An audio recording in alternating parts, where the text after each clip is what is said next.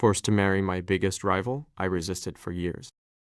Have you ever hated someone so much that you'd rather lose everything than spend a single day with them? Because I did.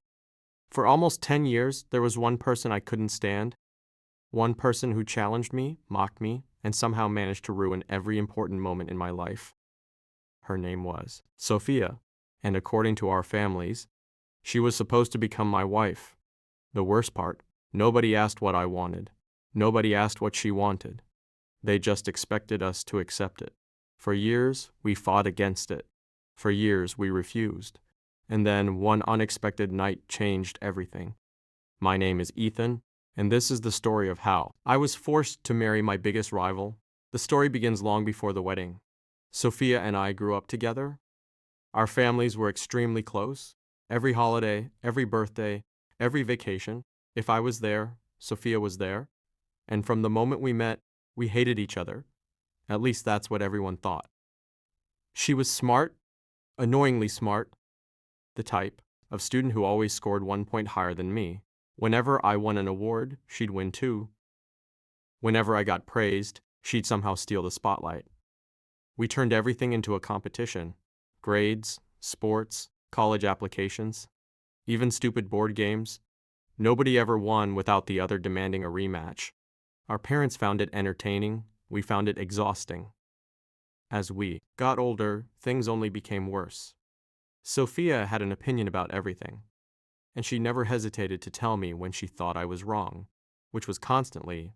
Every family gathering eventually turned into an argument between us. People started placing bets, not on whether we'd fight, but how long it would take. Then came the surprise. When I was 26 and Sophia was 25, both families invited us to dinner.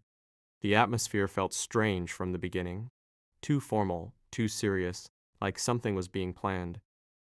Halfway through the meal, my father cleared his throat. Then Sophia's father smiled, and suddenly I knew I wasn't going to like whatever came next.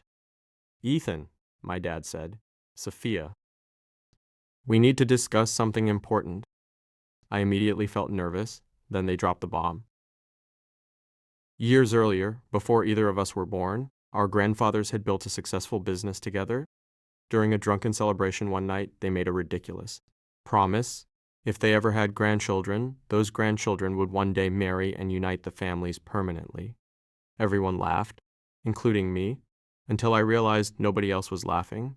They were serious, completely serious. I looked at Sophia. She looked just as horrified as I felt. "Absolutely not," we both said at exactly the same time. The room exploded into arguments. Sophia stood up first, I followed seconds later, and that was the beginning of a 3-year war against our families. Neither of us agreed. Neither of us backed down. Every family gathering became another battle. Every holiday included another lecture about tradition, about legacy, about responsibility. But no matter how much pressure they applied, our answer never changed. No. Then something happened that nobody expected, including me. One winter evening, my father suffered a heart attack. Thankfully, he survived, but recovery was difficult. For months, our family focused on helping him heal. During that time, the business started struggling. Major clients left. Financial problems appeared. The future suddenly looked uncertain, and for the first time, marriage proposals stopped feeling like a joke. Because now people were talking about saving the company, saving jobs, saving everything our families had built together. The pressure became unbearable.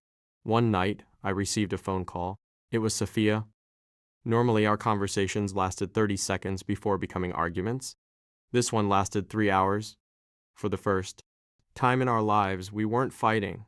We were talking. Really talking about the pressure, the expectations, the frustration, the fear. And somewhere during that conversation, I realized something. I didn't actually hate Sophia. I hated losing to her. There's a difference. The more we talked over the following weeks, the more everything started changing. The arguments became discussions. The insults became jokes. The rivalry remained. But it felt different somehow. Less hostile. More familiar. One evening we met for coffee, then dinner, then another dinner. Neither of us called it dating. Neither of us wanted to admit what was happening. But everyone around us noticed, especially our families. Unfortunately, that created a new problem.